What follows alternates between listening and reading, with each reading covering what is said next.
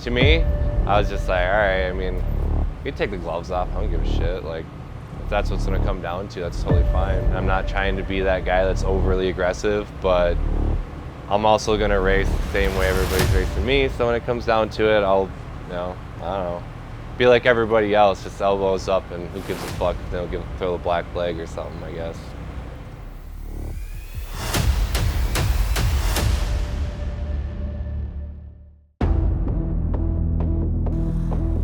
Things we're keeping an eye on going into ERX, who has momentum right now. We have Cory Winner, we have Jerett Brooks, who's been very consistent. We have Mickey Thomas, a multi-time winner. We're keeping an eye out for Keegan Kincaid to hopefully redeem himself now this time around, because the first 4 rounds have gone far from his way. So we'll see. ERX is always a wild card. Also coming into the weekend, our #1 qualifier, Mickey Thomas. He was bad fast out there, but this was a very interesting chain of events leading into the weekend, and this could very well mix things up. So how qualifying and starting order works based on qualifying is your top qualifier actually goes back to the race officials and he draws a pill. That pill will determine how far back they invert. For example, if he or she draws a 5, they're inverting the top 5. So your top qualifier starts 5th there on up. So Mickey Thomas draws a 10.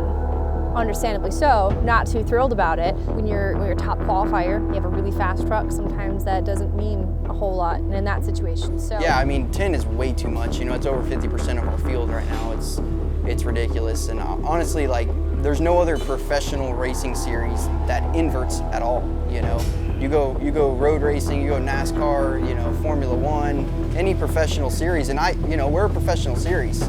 We're not a bunch of club racers out here, so like, there, in my opinion, should be no invert. You know, the fastest guy should be rewarded by being put on pole. And if somebody else wants to run the race, they shouldn't have to handicap the fast people, you know, to help the guys, you know, in the back have a chance. That's their job, to qualify well and put themselves in a position to win races. So inversion plays 2 factors. I think that's the risk of trying to get those extra qualifying points. You know, you get 2 for qualifying first, and you could pull a 10, you could pull a 2, you could pull a 6, and that does play a big factor, especially at some of these tracks. So it is a bummer. I think a 6 should be max, but I pulled that 10, and the 10's always been in there.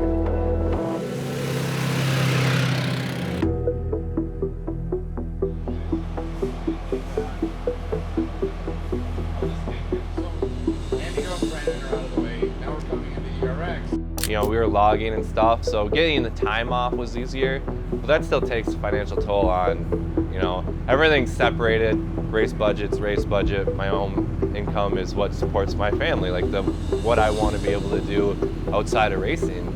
And, you know, it just got to the point where I had to search for a different job, and then I ended up getting in at a paper mill, which was like, I'm definitely making good money there to support like my family end of it, but now I'm working swing shift. I can't get off time for work and shit and to come here as easy. So that is like, it's definitely a struggle, man. Like I lose a lot of sleep, especially working days and then nights, and it sucks. It's a lot of time taken away from, you know, my wife and everything else, my friends, my family. It's a lot of sacrifice and stuff, but I love what I do. I have a lot of awesome companies like Kenda that allow me and give me that privilege to be out here and do that. So I'm gonna represent them in the best possible way that I can and just go fast, I guess. We missed practice because we got water in our fuel and we don't know how it got in there.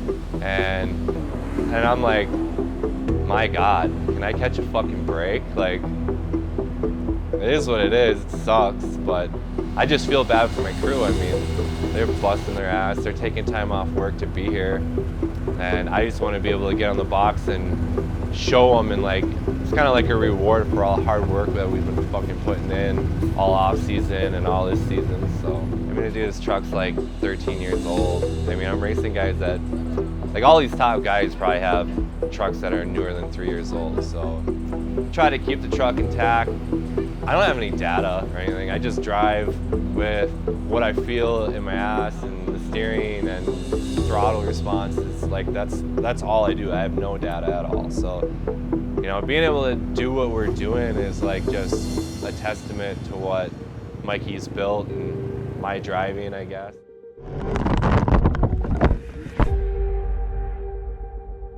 So, change up in the season, we're mixing it up. We go from the long track, Crandon, to the short and technical track, big elevation changes, ERX. So not a very high speed track in places, but this one, it will collect the drivers, it will collect the trucks. It's kind of a wild card thrown right into the middle of the season. And this is, I would definitely say it's a pivotal point of the year for points championships as we make our way into the halfway point. If you haven't performed at this point, it's gonna be really, really tough to reel in any hopes of a championship or a top 3 even, but there's still racing to come. But pivotal point, pivotal track, a wild track, ERX.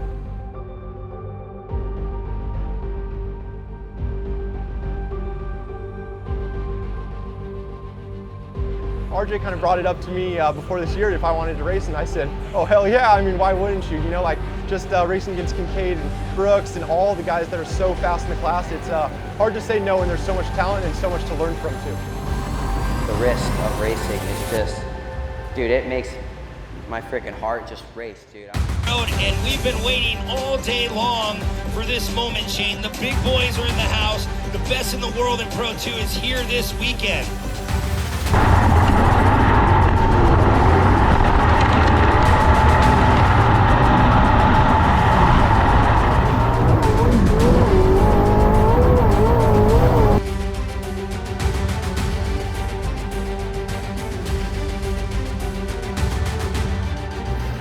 It's kind of relieving in a way, you know what I mean? Yeah, you want to win, but now you're just going out there to race and see where it puts us. So. I'm like one of those guys that's just pretty laid back. I'm not gonna, I'll just take care of the shit myself. Gonna try to figure his way through this field. Tough competitors, look at this. Brooks leaning on the bedside of Kyle Kleiman as they went through Cooper Tire's corner. Not able to move him off the race line enough to try to make that pass, and they'll all fall back in line once again.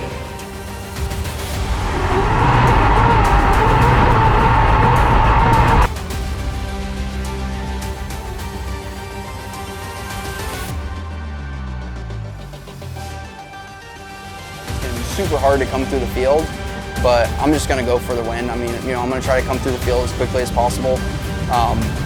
You know, and just make the best of what we have today. You know, go to the front and take the chances when I need to, and you know, see where we end up.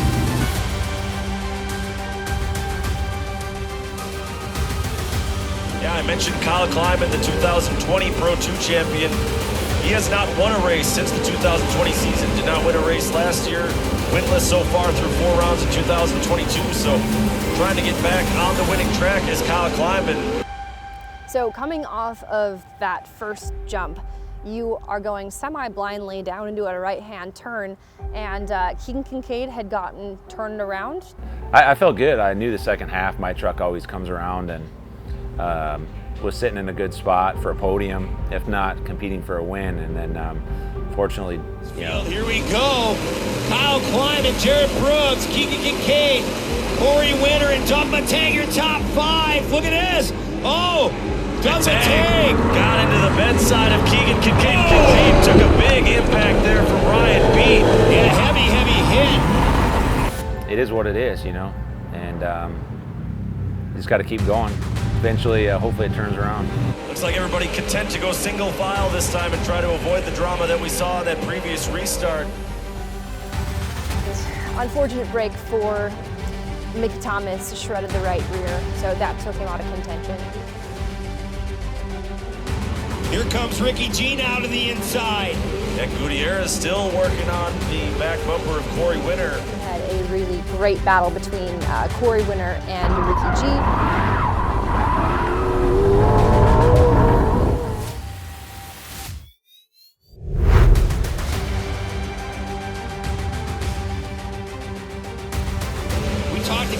Like you said, he just says every great thing about Kyle Kleiman. It's not that he favors him. He knows what the kid can do behind the wheel. He's leading all the best drivers in the world. Time is running out for Brooks, Winner, Gutierrez, and everybody else here in this Pro 2 race. but I think we have a winning truck. It's going to be tough today because the inversion was 10, so we're going to be starting in the 4th row, but just going to have to put my head down and drive, you know, we're going to have fun. It's going to be a fun race. Ricky G almost 200 feet down that hill. He really wants to get up to the backside of Jerett Brooks. He is on the hunt. He put the pedal to the metal, gave Brooks a little love tap. Gutierrez now to the bottom underneath the 77 of Brooks. They're going to make more contact door to door as they come out of the front straight. White flag is out. They'll stay really, really wide. He bonsais it. Just about bottoming out that number 78 G Brothers truck. He's got the run as they go towards Cooper Tires Flyaway. He's going to go bumper to bumper with Kleiman. This isn't over yet. We have this switchback. The Ziegler cat turn. Ricky G putting the pressure on Kyle Kleiman. The checkered flag is out. Kleiman is going to hold on. Taking the big win here in round 5.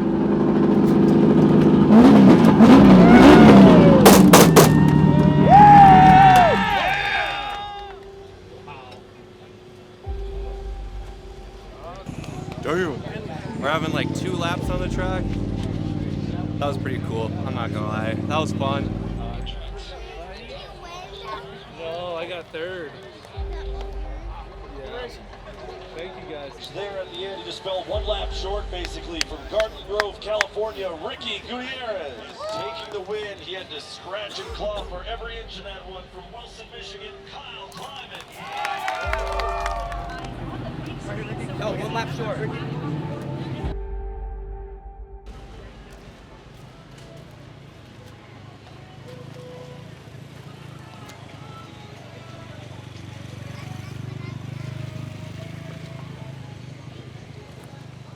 I know it wasn't on purpose. I'm so sorry, dude. I really am. You owe me a good one. I know it's racing, but this was in a bad spot. Yeah, it put me in a bad spot. It's fucking. It's not making money. You're not gonna make tomorrow? No, it's fucking beat the whole front end. You have to use when you out beat this real. Took the whole. Nowhere to go. I was just in the middle. I just stopped. Yeah. And he just fucking drilled me in the right front or this left front end. It's been cold. You could drive my truck tomorrow. No, I'm serious. Like, if you could take my points, I would give it to you. I never do that. Like, it's not.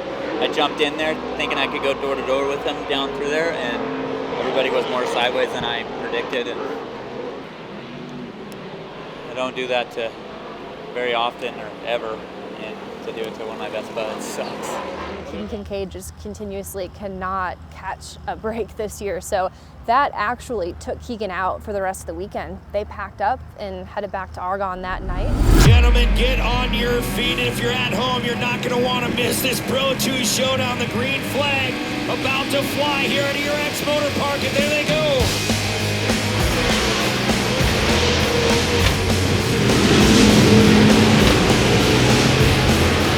It is Ryan beat Ronnie Anderson, Jerett Brooks, Cory Winner, and yesterday's winner, Kyle Kleiman, your top 5. Luckily, I've been racing Pro Light for 5 or 6 years, and that's a whole brawl in itself. So I kind of prepared myself. Luckily, the Pro 2 boys play a little bit nicer, I would like to say, than Pro Light. So it's nice to bang doors, but still be able to keep racing and have fun.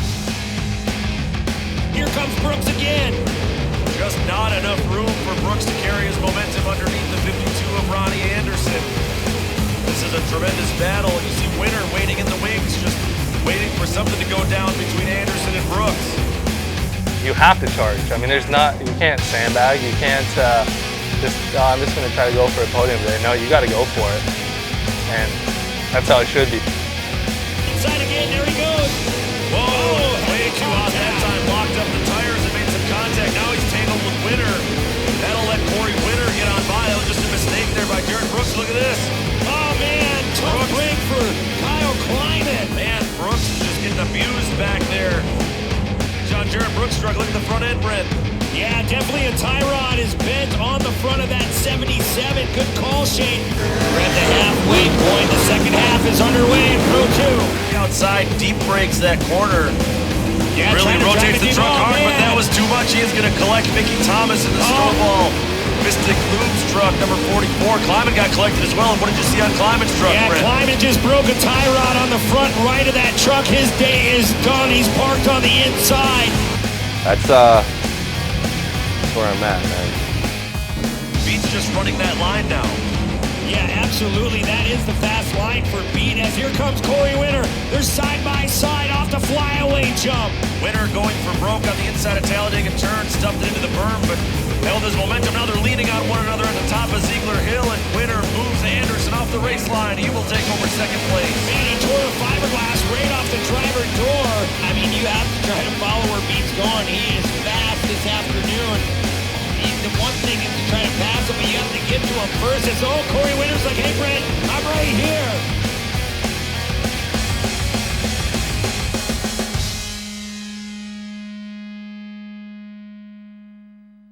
All right, motherfucker. Still out of breath. And it's raining. And it's raining. You better hurry up. Yeah, where are you at? Had a little brake issue at the end, kind of lost brakes, so I lost a little bit of pace, but it was all my fault. I broke the hood on the first lap, parade lap actually at that. Oh man, one last podium before we leave here at ERX. Got one yesterday in turbo, and then today absolutely threw it away. First corner of first lap in turbo, so knew I needed a little bit of redemption, and so stoked to finally get my first full Pro 2 podium, and we'll see you guys in Crandon. Yeah, just looking forward to next weekend. It's gloves are off now, man. Let's have some fun. 4, round 6. Thanks, guys. A little crazy, a little nerve-wracking, but I had to do what I had to do. Got the job done. Got a little confidence in me after that first one, so hopefully we can carry this momentum for the rest of the year. I just love everything about it, but I love the highs. Everybody loves the highs, right? But the lows are pretty fucking low, pretty hard. But everybody goes through it, so you just keep powering through. I got a lot of great people behind me, so I'm super happy and thankful for everything that everybody's been able to do for me and to get us to where we are. I think it's just going to be a testament to the team for when we start turning these things around, and this bad luck, the carnage, just unfortunate things happening.